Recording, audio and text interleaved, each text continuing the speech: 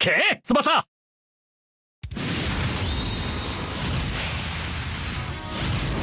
これで決める。完璧に守ってみせる。行くぜ。あっしゃこれを決められなきゃ俺はストライカーじゃねえ。Hi guys, welcome to Tsubasa. This is TK and I hope you guys are having a fantastic day as usual. Alright guys, so this is the period where we all fear the most. It is the anniversary. Just by looking at the number of players released at the same day gives us the chill.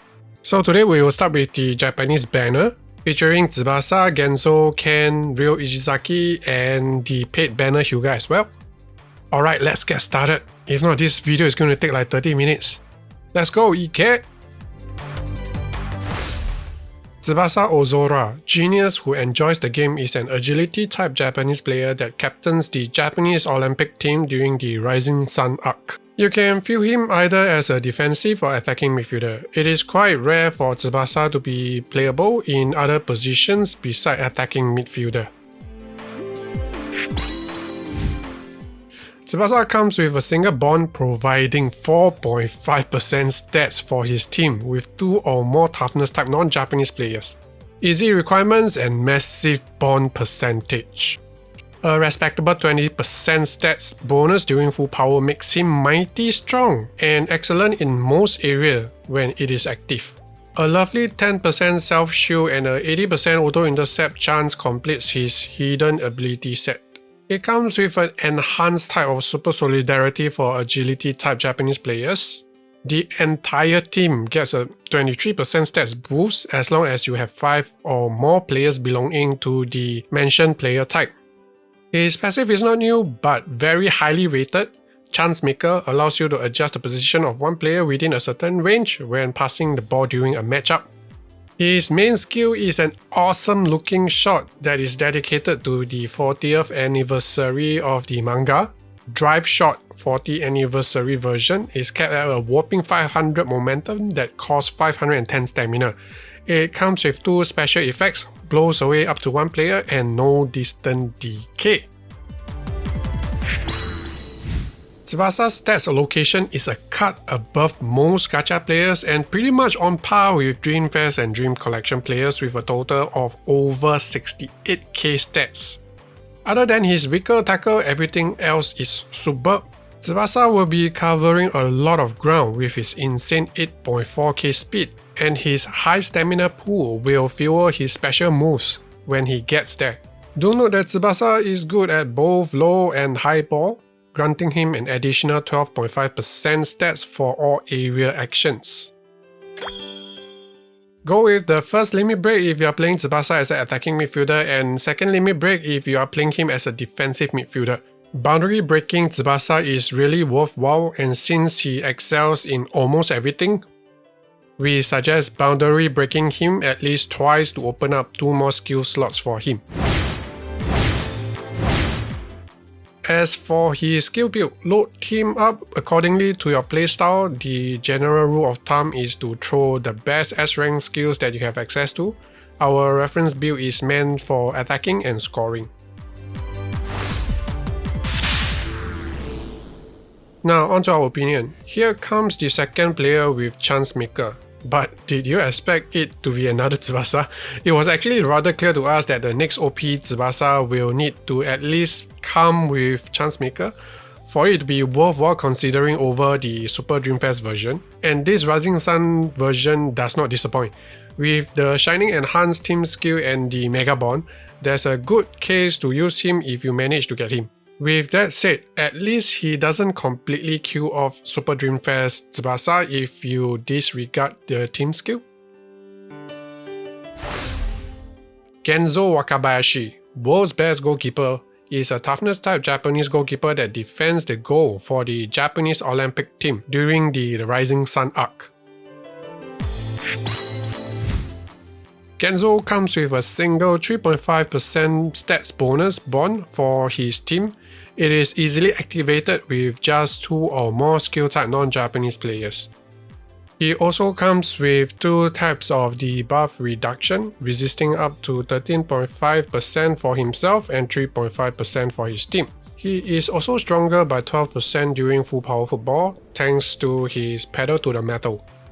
Genzo comes with the enhanced team skill as well, super solidarity for toughness type Japanese players plus 22%. We are really puzzled as to why there's a difference between Tsubasa team skill, and we are guessing that the standard team skill will be set at 22% and one of the player from each archetype will have their team skill at 23%. We are not sure. Let us know what do you guys think in the comment section. His passive kinds of work well with his pedal to the metal, recharging full power gauge by 25% every time he saves a shot.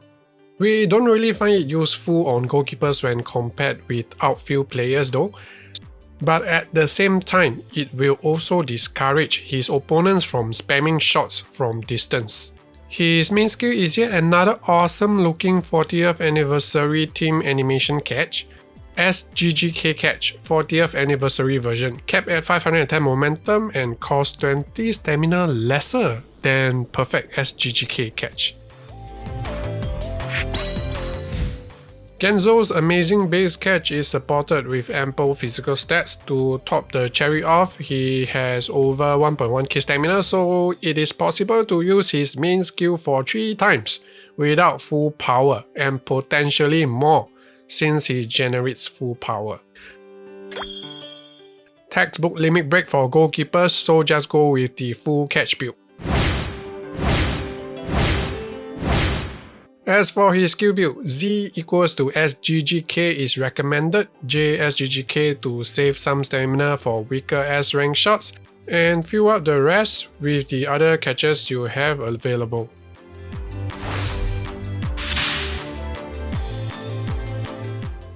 With the amount of specific counter on the agility type Dreamfest Genzo lurking at every corner, a new toughness type SGGK has appeared.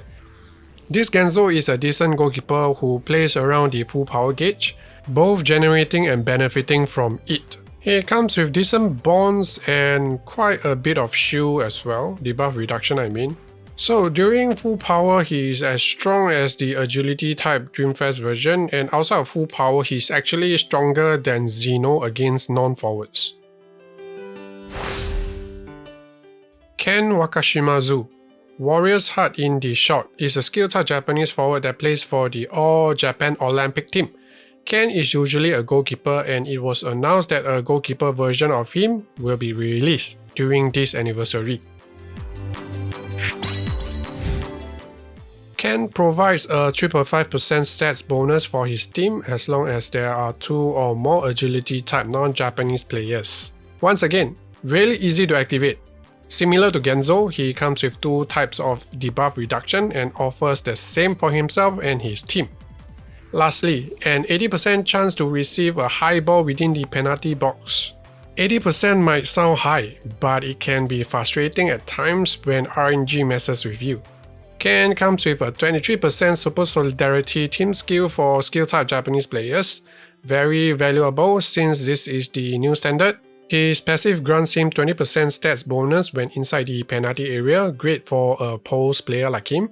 His main skill, Wakadoryu Leaping Spinning Back Kick, is a new ground shot that requires Hyuga. It is capped at 490 momentum and costs 455 stamina per use.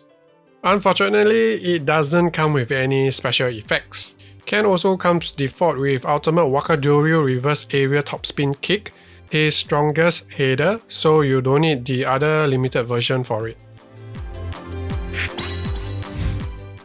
Ken is good with high ball, so he gets a 12.5% multiplier for his shot and power when executing a header. His pass and technique are both quite decent by his standards, but sadly his 1-2 requires too many players. Straightforward limit break for Ken and boundary break not recommended. As for his skill build, drop him double golden duo if you have all the required players, and strong pass is a must to counter skill blockers when Ken matches up with defenders in an aerial duel. Besides his great team skill, Ken is not really crucial to a team as a playing member due to him being only relevant in the box and not being a factor defensively. There are plenty of forwards that can perform as well, if not better at the moment. Ryo Ishizaki, All Japan Spirit, is a toughness type Japanese defender that was featured in the Japanese Olympic team during the Rising Sun arc. Ishizaki only comes with 3 types of hidden abilities. His bond is rather odd as it requires 11 toughness type players regardless of region to get the 3% stats bonus. Is it just friendly meant for PvE or a hint that a new team type is coming? Ishizaki provides a massive 5.5% debuff reduction for all toughness type players, and lastly a 100% chance to block one special skill. It comes with a more inferior type of team skill compared to the rest of his countrymen, Warrior's Extreme Awakening plus 21% stats for all toughness type players. His passive Will to Win is new, and we do find it rather interesting. Ishizaki gets supercharged with a massive 25% stats bonus if his team is in the lead. So at any time his team loses the lead, he loses his passive as well. No new skills for Ishizaki, but he does come with 2 of his better S-rank skills, New Phase Block and Determined Intercept. Ishizaki's total stats is above 61k with all his defensive stats looking impressive, but his lack of fitness brings him down quite a bit. We suggest going with Limit Break 1 for those looking to balance up his stats, or Limit Break 2 to bump up his already higher block, and hoping to bully with his block when his passive is active. Do draw him all types of defensive skills, and probably an additional defensive skill to counter skill blockers. As interesting as his passive looks, Ishizaki seems tailor-made for the once-a-day limited raid currently on for Hyuga's volley that requires you to field only toughness type players. We are not eliminating the fact that a full toughness type team might be possible, but it doesn't look likely in the foreseeable future. Kojiro Hyuga, Fierce Tiger Tears the World Down is a toughness type Japanese forward that plays alongside Ken during the Rising Sun arc. Hyuga offers a 4% stats boost for his teammates when his bond is activated with 3 or more Rising Sun players. Yet another easy to activate bond with the anniversary heading down the Rising Sun path. A massive 10% debuff reduction for himself to lower the value of playing a debuff team. Special skill block that offers a 70% chance to block an opponent's tackle. Not great honestly, as it is not consistent enough. And furthermore, Hyuga's dribble is not great to start with. Next we have a new and interesting ability, Will to Win. This ability grants Hyuga 10% stats bonus when the game is tied, but it doesn't apply when the game is tied at 0-0. Hyuga comes with the desired 23% Super Solidarity team skill. We feel that it is not a bad idea to back Hyuga for his team skill since he appears in the paid banner which guarantee at least 1 copy of him. His passive, Will to Win, when inferior, grants him a massive 20% stats when his team is trailing. This makes Hyuga not as effective as a starter since he won't get any bonus. Both Will to Wins suggest that it might be best to have Hyuga on the bench and only introduce him in the second half when the game is not going your way. His main skill is yet another 40th anniversary team skill, Tiger Shot 40th anniversary version capped at 500 momentum that requires 510 stamina. It comes with 2 blowaways and less affected by distant decay. In our opinion, Stormy Resurrection is still better due to the 5 blowaway special effects, but it does cost 25 more stamina. Hyuga's most prominent base stat is his 11k shot, and the rest are as expected by Hyuga standards. Do note that Hyuga is not considered fast with only 5.6k speed. We suggest going with our suggested limit break to improve his mobility and ability to shoot and dribble. You can consider boundary breaking him to max out his pass and technique if you have access to his S12. Skill build wise, drop him all types of shots. Replace Descending Raiju with Running Direct Super Raiju Volley if Jito is not present. If you boundary break Hyuga, as Raiju Pass is great so that he won't be left stranded in an area matchup against skill blockers. Hyuga is not motivated if he starts the game, and only develops the will to win when you go behind, and once you equalize, he loses a bit of interest again.